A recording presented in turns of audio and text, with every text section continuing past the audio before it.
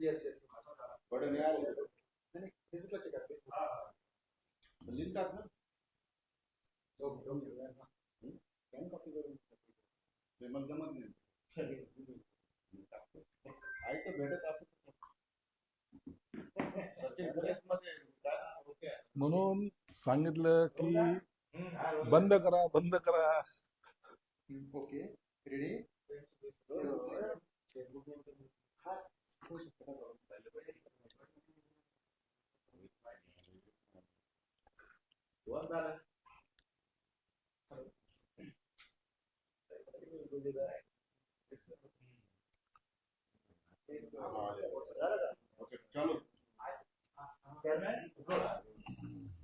असं म्हणाले की राज्यावर 9,32,000 कोटींचं कर्ज आहे. कर्जाकडून राज्य चालवलं जात आहे, राज्य लुटलं जात आहे. संजय राऊतला प्रशासकीय कामकाजाचा अनुभव नसल्यामुळं कोणतं कर्ज कोणत्या साली घेतलं याची माहिती त्यांच्याकडे नाही. हे 9,32,000 कोटीचं कर्ज केव्हापासूनचं हे एकदा त्यांनी तपासून पाहिलं पाहिजे. आरोप करताना कोणत्या काळामध्ये किती कर्ज काढले याची आकडेवारी जर पाहिजे असेल तर त्यांनी निश्चित आमच्याकडून घ्यावी. परंतु बेछूट आरोप करणं हाच त्यांचा स्थायी स्वभाव झाल्यामुळे ते असे आरोप करत असतात आणि त्याचा आम्ही दखल सुद्धा घेत नाही. जाहीरनाम्यामध्ये दोन गोष्टी सांगितल्या, तुम्ही लाडकी बहीण योजनेला 1,000 रुपये देणार आणि शेतकऱ्यांची कर्जमाफी, याचे उत्तर तुम्ही आता राज्याला दिले संजय राऊत. हो, सरकार येऊन 4 महिने झाले. तुम्ही सरकारमध्ये होते तेव्हा काय देवे लावले?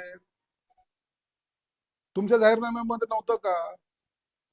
मग तुम्ही 2.5 वर्षात काय केलंय? घरात बसून सरकार चालवलं ना. 4 महिन्याचं सरकार आताशी पहिलं अधिवेशन सुरू झालंय. योग्य वेळेला योग्य निर्णय घेणं हे सरकारची भूमिका राहिलेली. म्हणून या सर्व बाबीवर सुद्धा योग्य तो निर्णय होईल याच्याबद्दल निश्चिंत राहिलं पाहिजे. लाडकी बहीण योजनेवर काय यांचं मत आहे? सरकार कर्ज काढतंय, कुणाला देतंय? मग तुम्ही सांगा ना एकदा की आमचा लाडकी बहीण योजनेला विरोध आहे, ती तुम्ही योजना बंद करावी. एकीकडे योजना चालू ठेवावी यासाठी आग्रही, एकीकडे कर्ज काढलंय म्हणून स्वतः सरकार कर्जाच्या खाईमध्ये चाललं म्हणून सांगतायत. दुपट्टी भूमिका जे घेत आहेत ही वारंवार ते घेत आलेली. या महाविकास आघाडीच्या लोकांनी एकदा स्पष्टपणे सांगावं की सरकारने लाडकी बहीण योजना बंद करावी. बघा त्याचा परिणाम काय होतो. म्हणून या सरकारने आता जे पैसे देत आहेत ती योजना कायमस्वरूपी चालू राहील. लाडकी योजना बंद होणार नाही.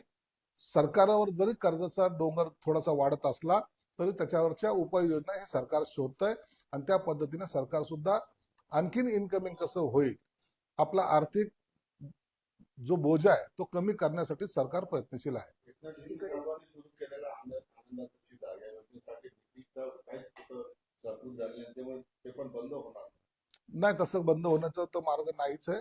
परंतु या पूर्ण मागणीमध्ये आता सोमवारच्या अधिवेशनामध्ये याच्यावर निर्णय निश्चित होईल. एकीकडे एकनाथ शिंदे असं म्हणतात की लाडकी बहीण योजना बंद होणार नाही, दुसरीकडे रामदास कदम असं म्हणतात की 10 योजना चालू होतात तरी योजना बंद. एकनाथ शिंदे साहेबांनी जी योजना चालू केलेली आहे ती कायम चालू राहील. कदमाने जे काही स्टेटमेंट केलं की 10 योजना त्याच्या अनुषंगाने चालू करता आल्या असत्या, हे बरोबर आहे. परंतु 10 योजनेच्या बरोबरीचा फायदा या सरकारला सुद्धा एका लाडक्या बहीण योजनेमुळे झालेला हे विसरता कामा नये. म्हणून ही जी काही सत्तांतर झालेले किंवा ही सत्ता ज्या पद्धतीने बहुमतात आलेली त्याचं कारण सुद्धा लाडकी बहीण योजना हे विरोधक सुद्धा मान्य करतात. म्हणून आम्ही या योजनेला कुठेही खंड पडू देणार नाही, बंद होऊ देणार नाही. नगरविकास विभागाच्या 10,000 कोटींच्या निधीला तासी लावण्यात आली त्यामुळे अनेक आमदार नाराजी हळूहळू. काही योजना या निश्चित आम्ही मान्य करतो की सरकारचा असलेला बोजा हा जर कमी करायचा असेल तर काही योजनेला कात्री ही थोड्या बहुत प्रमाणात लावली गेलेली आहे, हे नाकारता येत नाही. परंतु जशी परिस्थिती सुधारेल त्या टायमाला या सर्व निधी पुन्हा त्यांच्याकडे वर्ग करण्यात येतील. जयंत पाटील लवकरच वेगळा निर्णय घेतील असं अमोल मिटकरी म्हटलं. जयंत पाटलाबद्दल मी पहिलेच वक्तव्य केलेलं की ते जास्त काळ त्या राहण्याच्या मनस्थितीत नाहीये. तुम्हाला एक सांगतो की लवकरच शरद पवारच्या राष्ट्रवादीमध्ये भूकंप येईल. जयंत पाटील हे तुम्हाला अजितदादाच्या राष्ट्रवादीमध्ये सामील झालेले दिसतील. सरकारमध्येच नेते आहे सुब्रमण्यम गंटीवार असंबंधित शेतकऱ्यांना कर्जमाफी देण्यासाठी का गावात डेअरिंग करा. डेअरिंग जरूर करू. सुधीर भाऊ सारखे नेते बरोबर असले तर डेअरिंग करायला काही हरकत नाही. ते अर्थमंत्री राहिलेले आहेत. त्यांनी सुद्धा अनेक अर्थसंकल्प सादर केलेले आहेत. त्यांना परिस्थितीची जाण आहे. कोणत्या वेळेला निर्णय घ्यायचा आहे याची सुद्धा जाण त्यांना आहे. म्हणून आम्ही सुद्धा योग्य वेळेला तो निर्णय घेऊ. नितेश राणे यांनी वेगळे वेगळे प्रश्न पडलेले आहेत, पण घरच्या मतनावरून जे वक्तव्य केलं ते कितपत योग्य आहे? हा एवढा जीवनमानाचा प्रश्न आहे. नाही, आता मग नितेश राणेंनी काय वक्तव्य केलं त्याच्याशी मी सहमत नाहीये. हे असे प्रश्न उपस्थित करून नेमकं त्यांना काय सांगायचं हे मलाही कळालेलं नाही. ते त्यांचं वैयक्तिक मत आहे. सरकार त्या भूमिकेशी सहमत बिलकुल नाहीये. म्हणून अजितदादांनी त्याबद्दल स्पष्टीकरण सुद्धा दिलेलं आहे. आणि असे प्रश्न उपस्थित करून पुन्हा वेगळं कडे वातावरण घेऊन जाण्यापेक्षा आपण महाराष्ट्राच्या विकासावर बोललेलं कधीही चांगलं. लिलावतीमध्ये काळ्या दारूचे प्रयोग झाल्याचे काहीतरी माहिती बाहेर आली, त्याच्यावर सुद्धा चर्चा मतांतर सुरू होतं. काय चाललेलं राज्यात? लिलावतीमध्ये काही काळी जादू झाली असेल, कदाचित बांद्राचे लोक तिकडे गेले असावेत म्हणून हे काळी जादू केली असावी, परंतु त्याची कल्पना आम्हाला नाही. बुलढाण्यामध्ये एका शेतकऱ्याने आत्महत्या केली. त्या शेतकऱ्याला राज्य शासनाचा पुरस्कार मिळालेला होता आणि शेतीला पाणी मिळत नाही म्हणून त्याच्यावर आत्महत्येची वेळ आली आणि त्याने 3 पाणी सोसायटी मिळाली होती. म्हणजे शासनाचा शेतकऱ्या चांगली शेती केल्याचा पुरस्कार असलेला एक शेतकरी आज विषारी औषध घेऊन आत्महत्या करतो. आपण ज्या पक्षाचे आपल्या पक्षाचं जे नेतृत्व करणार ते देखील एक शेतकरी. या सगळ्याविषयी तुमचं काय मत आहे?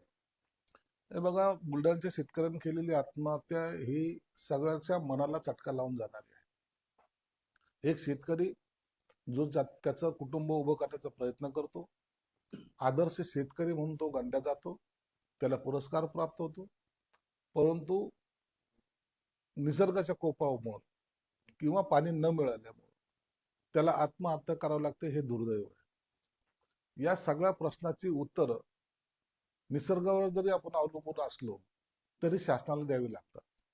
म्हणून सरकार नेहमीच प्रयत्नशील राहिलेलं आहे. गोदावरीच्या माध्यमातून इकडे पाणी कसं आणता येईल, कोकणातले पाणी इकडे कसं वळवता येईल, हाही प्रयत्न आहे. परंतु हे प्रश्न सुटताना थोडा जो काही विलंब लागतोय आणि ते विलंब लागण्याच्यामुळे शेतकऱ्याच्या दैनंदिन जीवनामध्ये ज्या काही अडचणी निर्माण होत आहेत त्या अडचणीला कंटाळून तो आत्महत्या करतोय. हे खरं तर दुर्दैव आहे. म्हणून शेतकऱ्यांच्या पाठीशी उभं राहण्याचा सरकारचा प्रयत्न राहिलेला आहे. शेतकरी बांधवांना सुद्धा तुमच्या माध्यमातून विनंती असेल की हे प्रश्न आत्महत्या केल्याने सुटणार नाही, तर तुम्हाला सरकारकडून काय सहकार्य पाहिजे त्या बाबतीमध्ये सरकार गांभीर्याने घेत आहे.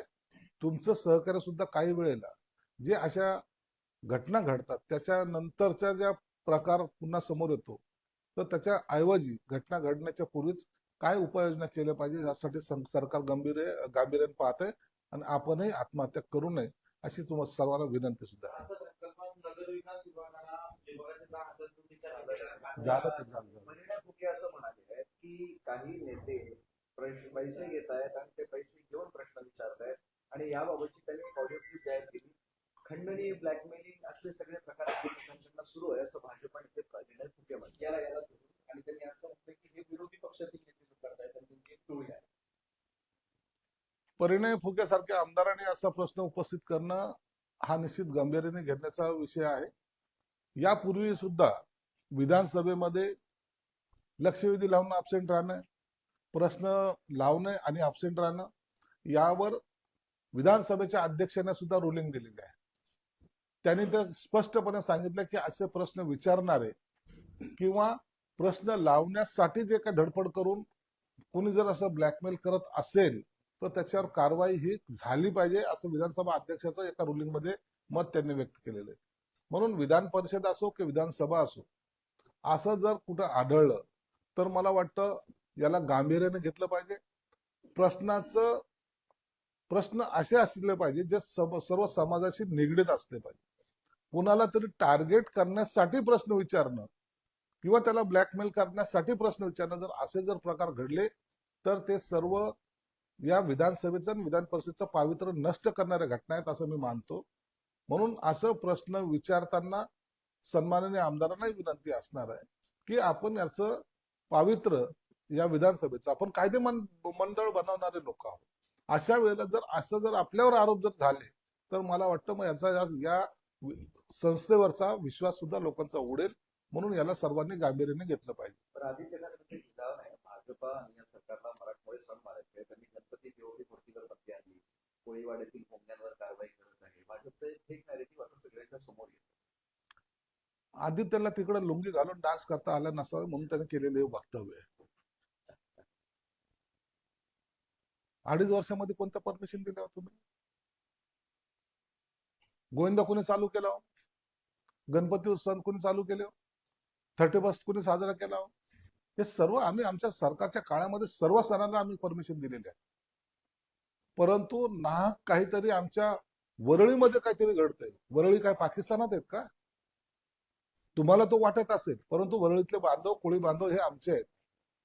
म्हणून त्यांना असं परमिशन अडवण्याचा किंवा न देण्याचा असं काही प्रश्न उद्भवत नाही. तुम्हाला लुंगी डान्स करायचा असेल तर तुम्ही करू शकता. तुमचा आता व्हिडिओ सुद्धा आम्ही पाहिलेला आहे. आपणही चांगला डान्स करतात.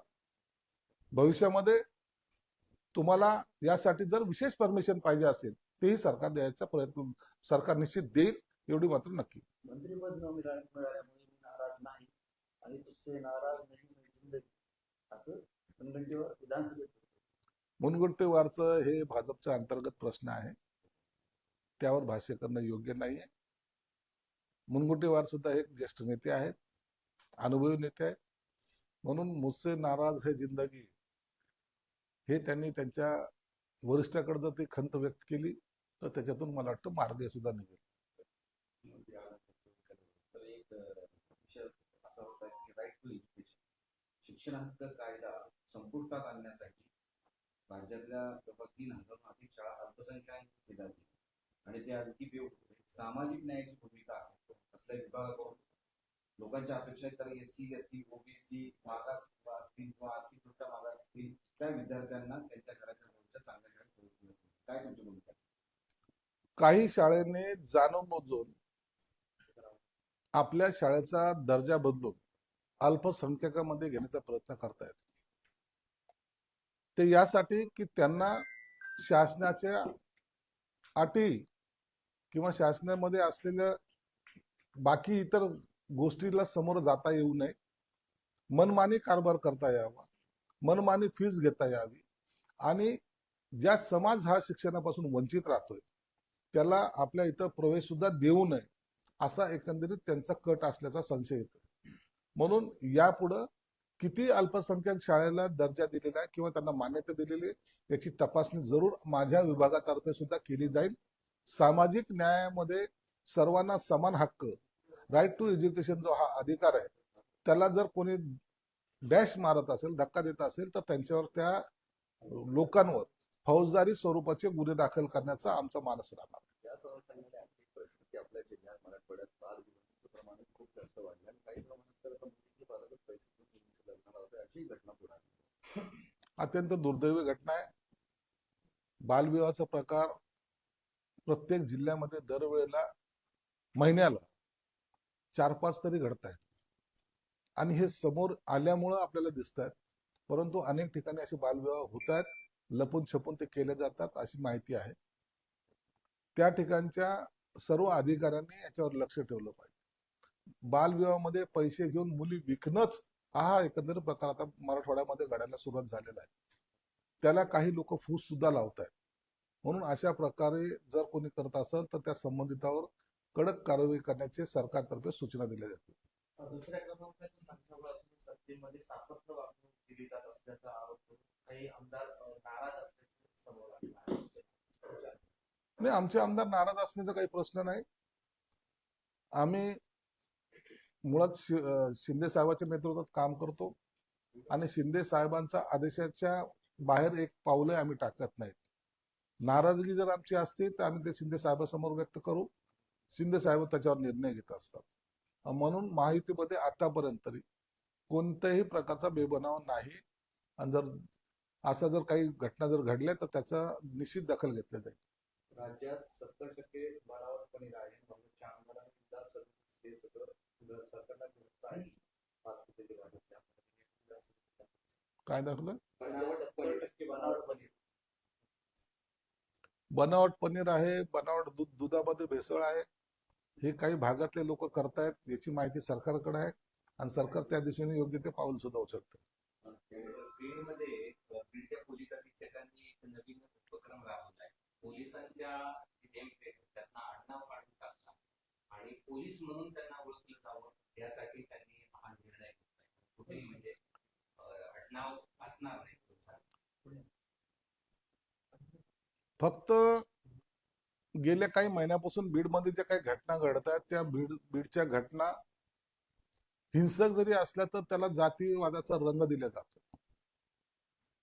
मग एखाद्याचं आडनाव काय आहे त्याच्यावरून त्याची जात ठरवली जाते. ते जातीच्या आधारावर त्याच्याशी बोललं जातं. मग पाटील आहे म्हणजे हा मराठा आहे, ढाकणे आहे म्हणजे हा वंजारा आहे, हा आपला माणूस आहे, हा आपला माणूस आहे. हा जो काही पोलीस खात्यामध्ये का असा ना जो फरक जाणवायला लागला होता तो जाणवू नये. नावच फक्त असावं. नाव असल्यामुळं त्याची जात कळत नाही आणि मग त्याला समान तुम्हाला न्याय देताना सुद्धा अडचण येत नाही. नसता पोलिसांना सुद्धा काही समाजकंटक तू आमचा माणूस आहेस, आम्हाला सहकार्य कर अशी जी काही भूमिका घेतली त्याच्यामुळं पोलीस अधीक्षकांनी एक चांगला निर्णय घेतलेला आहे. त्यांचं आम्ही स्वागत करतो. आडनावामुळं जात दिसते आणि जातेमुळं सहकार्य म्हणायची भावना निर्माण होते. हे न करता कायद्याच्या नुसारच काम केलं पाहिजे ही त्यांची भूमिका आहे आणि अशी भूमिका प्रत्येकाची असली पाहिजे असं आमचं मत आहे. निश्चित राबवले जावं. फक्त आडनावावरून जर तो माणूस कार्यक्षम तुम्हाला वाटत असेल तर हे चुकीचं आहे किंवा त्याच्यामुळं जर त्याच्या कार्य करण्यामध्ये अडचण येत असेल तर ही आडनावाची प्रथा ही काढली तर कधीच निश्चितच त्याचं स्वागत महाराष्ट्रात केलं जाईल. पोलीस काही दंड लावतात, जाती सूचक दंड असेल किंवा विभूती असेल हे सुद्धा बंद झालं. नाही, गंध लावणं, माळ घालणं किंवा अंगठ्या घालणं याला काही तुम्हाला बंधनकारक करता येणार नाही. हा ज्याचा धार्मिकतेचा प्रश्न आहे. परंतु नावामुळं ही जात दिसते एवढं मात्र निश्चित आहे. गंध लावण्याला कोणीही विरोध करणार नाही. आपली पार्टी आहे. एक न पार्टी